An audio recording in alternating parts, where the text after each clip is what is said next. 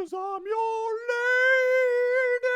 Oh no, something fell down my tits. Hi, welcome back to the Inside of My Head, where I've just finished watching Season 2 of Ultraman. As you might know, I was quite looking forward to this after being really pleasantly surprised by Season 1. Wasn't perfect, but you know, pretty good in my book. But Season 2, although I've kind of whizzed through it in admittedly a bit of a hurry, it's safe to say that it's a different kettle of fish. And I don't necessarily mean in a bad way, but we'll get into exactly what I mean by that in a little while. But first, let's do a quick story recap. Oh, and make sure you watch to the end of the video or skip ahead, like I don't care, if you want to hear my theory on Bemular. Does that sound exciting? I hope it did. That's what I'm trying to do here, make stuff sound exciting, which ultimately might not turn out to be exciting. Season 2 opens with a series of mass disappearances. It's happened in New York, it's happened in Japan. People are just evaporating into a gold-colored cloud and nobody knows why. We're introduced to this new character called Kotaro. Now he's important, so remember him. Anyway, the city is attacked by this guy who's like a tree trunk monster with a flower in his head that blasts out a huge energy beam from the top of his head. He seems to have like a fire extinguisher tied into his mouth. Maybe that's the reason he's so pissed off. Don't know.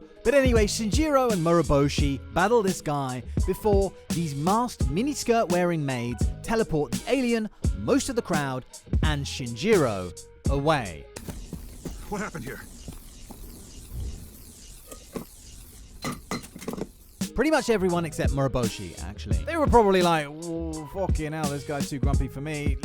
Leave him where he is. Oh, fucking hell. And I know what you're thinking. You're thinking, did he just say masked miniskirt wearing maids? Yes, I said masked miniskirt wearing maids. What the fuck? You think this isn't fucking Japan? This is Japan. Do you know what it reminds me of?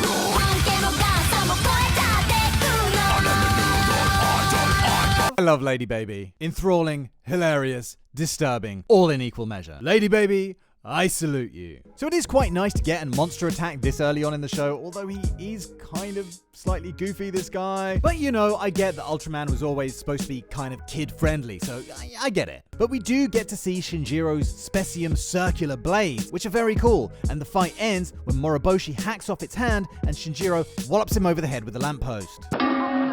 So yeah, as monster fights go, I can best describe this as, But you know, it's early days. It's episode 1. Come on, give it a chance. So yeah, like I said, the masked miniskirt wearing maids teleport the alien, most of the crowd, and Shinjiro himself to an undisclosed location. Now, when I say undisclosed location, they're basically frozen in 0G with this like snake dragon robot floating around, like squawking really quite annoyingly. And this later turns out to be an alien ship, but we'll come back to that. Now I'm going to skip a few details here, but basically, while investigating these mysterious maids, Kotaro gets transformed into the Human Torch, and Jack, remember him from Season 1, wearing this awesome Ultraman armor provided by alien genius engineer Yarpul, fights him and only manages to beat him by trapping him in another suit which controls the amount of energy released to stop him going supernova and taking out half of the city. Then we get the appearance of the Black Star aliens. Now these guys are part of an alien terrorist organization out to conquer the Earth, believing that the strongest species should inhabit it. They're led by this guy called Alien Pedan. I'm going with Pedan because otherwise I'm definitely gonna mispronounce this. Let's go Pedan as in pedantic, not Pedan as in the other thing. Now we don't know exactly what this guy wants, but he demands half the human population. It's mentioned later that they need them for the survival of their own race, so I don't know whether they're gonna siphon out their life force and use it to prolong their own lives. I mean, we just don't know. Later on, it turns out that he's contracted this princess to kill the Ultramen for him, and in exchange, he will give her the life force of half the humans so that she can sustain her own race. But basically, he's like, give me half the humans or I'm taking them anyway. So there.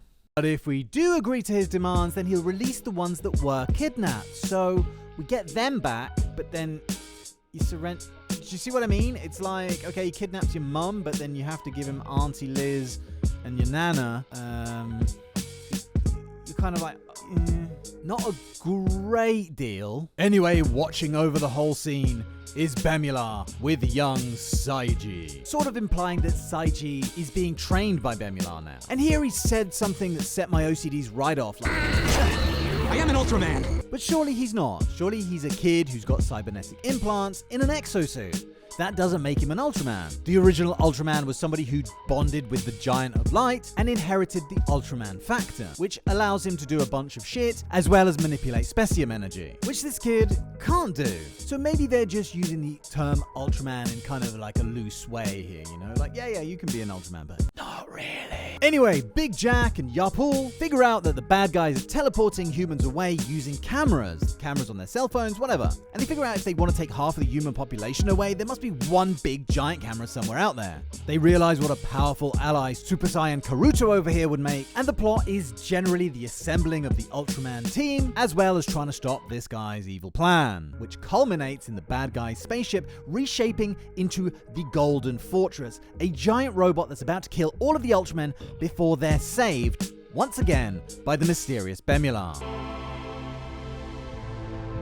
Now let's talk about the Golden Fortress for a little bit. It can fire out this catastrophic beam of energy, which decimates all. But it can only do it once every 30 minutes, which of course gives the heroes a window of opportunity. It also has some kind of force field that can neutralize specium beam. So it's not going to be so straightforward as just, that. Yeah, that. So Moroboshi faces off against this guy, while Jack faces off against Alien Dealer. And handily, Pedan, or Pedanto as he's sometimes known, oh god, Pedanto, that's even worse,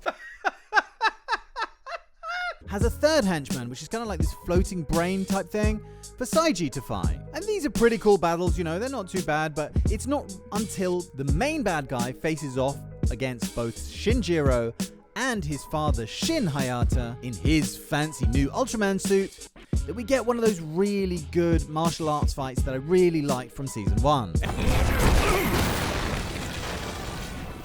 Dad? Anyway, Bemula gets involved in this fight as well, but I'm not going to spoil too much for you at this stage.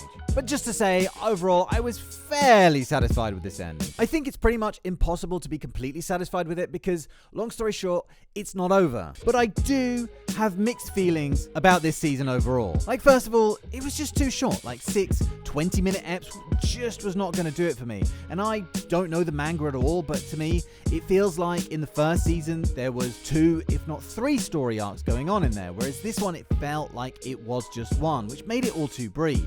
I did feel that this one had more of the Japanese quirkiness that I missed a little from season 1, like it had the giant robot, had the scantily clad alien girl, but there were a few times that it went too far too, like the mini skirt wearing maids with the gruff male voices. That was just kind of odd. I'm not sure they ever explained that either. Like they were supposed to be bodyguards to this alien princess, this princess of a race called the Wadaran, I think they were called. And I remember one instance of him dropping like a lighter or something down his bra, and he was kind of like, oh damn. But unless I missed it, there wasn't even really a line going, oh, couldn't we have chosen better disguises or something like that? So I didn't know if this was supposed to be a joke or not. But all it made me think was like, can you imagine the Secret Service alongside Trump or Biden having to wear these? I mean, and if this was all just part of the disguise, then why didn't they change their voices to match? I mean, they have the technology. But aside from that, these characters end up being some of the most sympathetic. They seem to know that their actions are a little bit out of order. And they keep apologizing for everything, which is just strange as all hell. Can you imagine,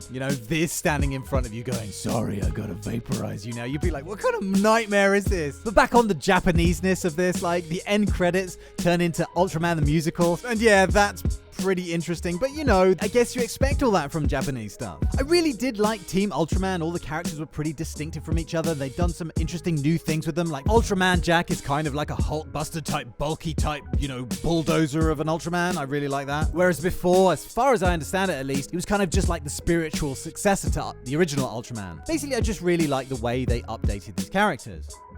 If there's one downside to this ensemble piece, you're always gonna have less time with the main character, and quite often I do feel that I'd rather find out more about him first and explore his abilities a little more before moving on to the new guys. But yeah, I mean, I was quite looking forward to the Ultraman brothers dynamic too. But a good example of what I'm saying is that Shinjiro himself isn't really in the first 4 eps that much. Like, he's held captive on an alien spacecraft and he doesn't really come into it until ep 5. And I felt like, much as in with season 1, much of the limelight was on Seiji instead of Shinjiro, this time he was robbed of the limelight by Taro. But because Taro was a character that I quite liked, I let that slide. Once again, we got a sense that Ido might be evil as you see him clapping and laughing like a maniac when watching the final battle. So I'm very curious to see where that goes. As we know, he's from a race called the Zetons, who were defeated by the original Ultraman at the end of the original 1966 show. So I wouldn't be surprised if there's some sort of plan for revenge in the back of his mind. I was a little disappointed that there wasn't more Agent Haddad, as he was probably my favorite character from season 1, as well as Bemula himself. He wasn't in it that much either. So overall, I think that a lot of people might prefer season 2 to season 1. After all, it is more sort of authentic, I feel. And I know if you want to get really hipster about it, none of this is really authentic. I know it's 3D CG. I know that in comparison to the manga, this is not supposed to be anywhere near as good. But what I'm saying is that this is more in keeping with what I always knew Ultraman to be.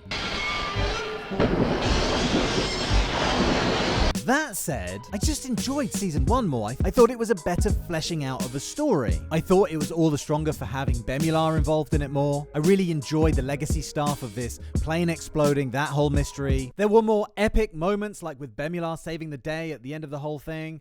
The fights felt more powerful. The serial killer stuff was a little bit weaker, but I still enjoyed it. I love the mercenary character at the end, plus the twist that he was hired by the Star Cluster Alliance themselves. I don't know, like I said, I did go through it quite quickly. I'm going to give it some more time when things die down a little bit, when I've got a little bit more time. So I'm going to reserve absolute final judgment until then. Anyway, I'm curious to hear what you thought of Season 2, how it compared to Season 1, also how it compared to what came before, you know. If there's anyone out there who are big Ultraman fans, I'd love to hear from you guys. Now onto my theory about Bemula. So as you know, we first thought this guy was a villain. After all, he takes the name of Ultraman's first opponent in the 1966 show, where he looked like this. And in the first episode of season 1, he sticks his hand clean through Shin Hayata's chest. So he must be a villain, right? But no, he's not. He is actually a good guy. And has actually saved our heroes, not once, but twice now. Once at the end of season 1, here. Yep, look, right there, he's saving them. And in season 2, when the Golden Fortress blasts them with this mega beam that it's got. Now, aside from that, I found it a little bit weird that the Giant of Light just took off one day, back to his home planet, leaving Shin Hayata devoid of memories and everything. See where I'm going here?